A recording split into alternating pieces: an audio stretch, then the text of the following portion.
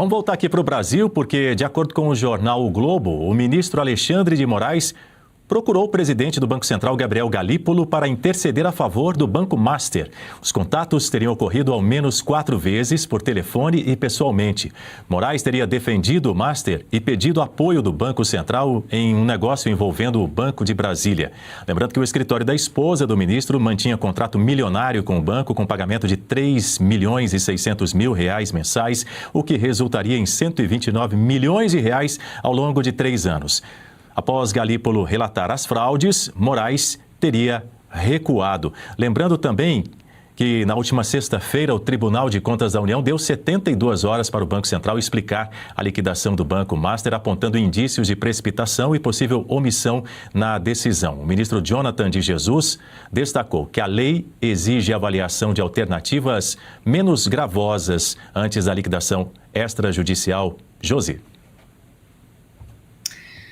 Pois é, primeiro que, nossa, é muita informação e muita gravidade. Se antes a gente falava de impeachment de ministro do Supremo, isso daqui é o ápice do ápice.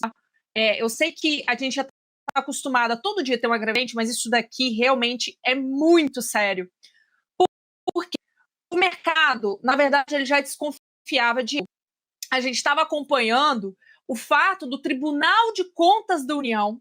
Quem que é o Tribunal de Contas da União para questionar uma decisão do Banco Central que é independente em liquidar um banco que fraudou milhões de reais em seus balanços em relação a ativos de crédito?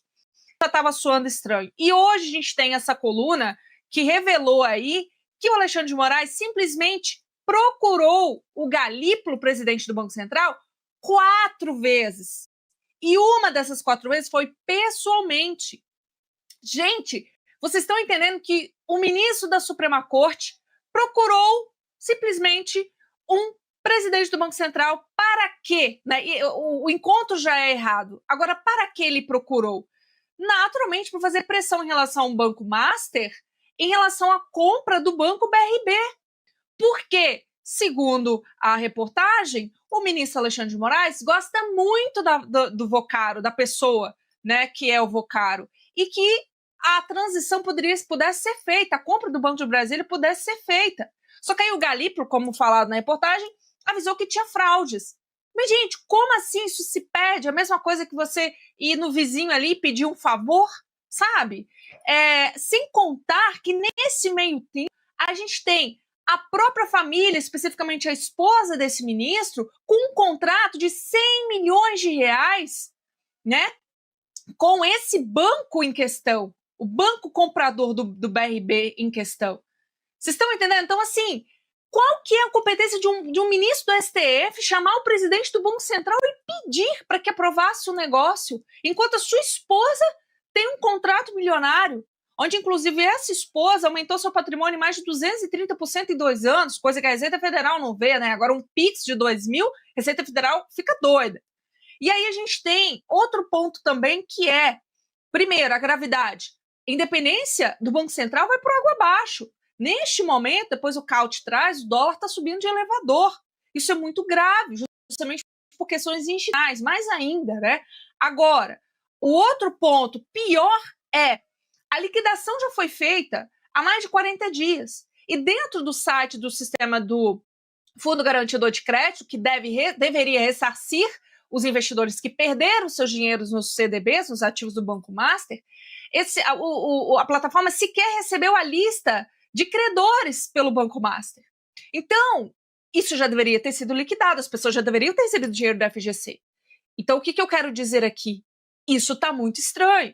E para completar, hoje, 22 de dezembro, termina o prazo que o TCU deu ao Banco Central de dar as explicações, as justificativas do pedido de liquidação do Banco Master.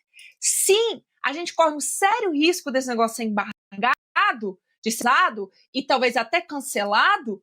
E de onde vocês acham que vai vir esse dinheiro para ressarcir os investidores, se eles vão ser ressarcidos? Então, assim, gravidade atrás de gravidade, situação, assim, assustadora.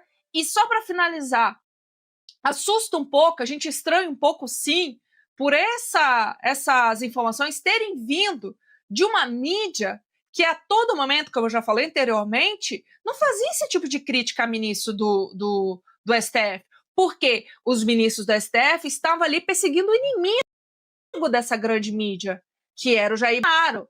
Agora, será que agora eles querem fazer o jornalismo de verdade e mostrar o Estado, a podridão que é o judiciário brasileiro? Será que é isso? Ou será uma simples vingancinha pelo fato do Alexandre de Moraes ter ido na inauguração ali do portal de notícias da emissora que é concorrente dessa mídia assessora na qual a gente está falando? Então, assim, tem muitas perguntas acontecendo. Agora, o fato é que isso daí, gente, tranquilamente seria um dos maiores motivos do pedido de impeachment da Alexandre de Moraes. Mas agora o STF está blindado. Que senador vai conseguir fazer isso?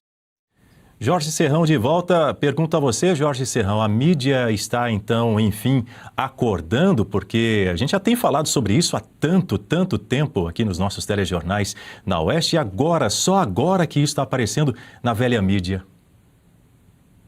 A velha mídia não está acordando, não. A velha mídia está agindo conforme seus interesses. Quando interessa a ela, ela se manifesta.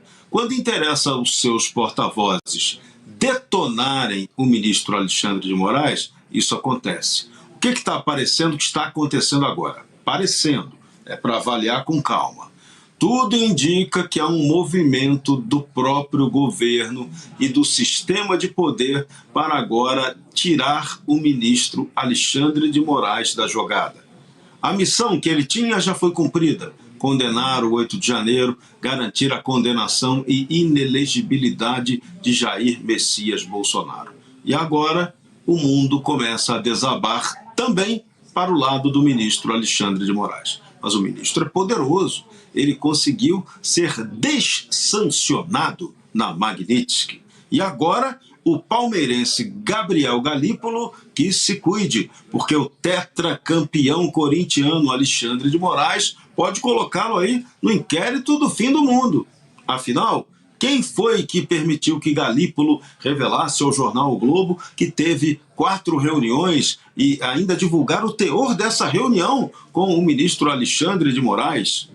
O ministro pode dizer: tudo é mentira, vá para o inquérito. E aí, o Galípolo vai entrar pelo cano? E aí, como é que fica a tese da tal autoridade monetária independente? Que essa é a maior cascata do planeta. Falar em Banco Central independente, num país como o Brasil, em que os banqueiros mandam, em que os banqueiros controlam a dívida pública e todas as ações de tudo, é brincanagem com a gente. Mas vamos lá, tá na época do Papai Noel, a gente acredita nele. Agora, Galípolo, cuidado, hein? Você pode entrar no inquérito do fim do mundo. E se cair ali, meu amigo, a vaca vai pro brejo.